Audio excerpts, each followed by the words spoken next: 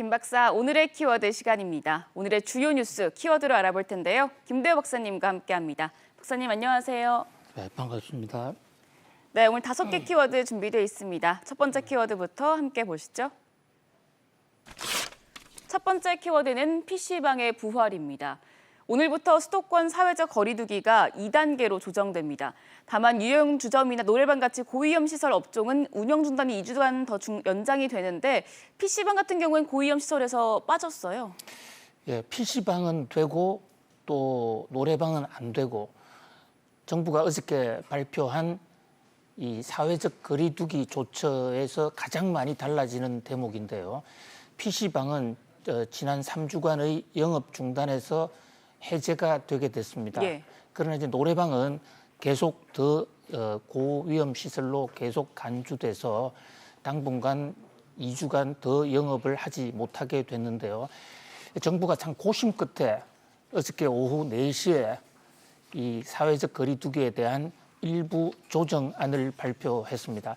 정부는 3주 전에 2단계 거리 두기 제한을 발표했다가 또 그 2주 후에는 그 등급을 조금 더 올렸습니다. 그것을 현재는 복지부 규정에 따로 딱히 나와 있지는 않습니다만은 이것을 2.5 단계라고 세칭 분류하기도 했었죠. 그렇게 2.0에서 2.5로 올라간 부분을 일부 낮추었는데 그러면서도 정부는 코로나 이 확진자 숫자가 줄어든 게 아니다. 현재 지금 우리 기준에는 코로나를 단계를 낮추기 위해서는 하루 확진자 수가 100명 아래로 떨어져야 되는데 여전히 100명 이상이고 또 복지부에서는 그 100명 이상 나타나는 숫자도 감염원을 제대로 체크할 수 없기 때문에 어떤 면에서는 지난 봄 대구 사태보다도 지금 코로나가 더 엄중할 수 있다.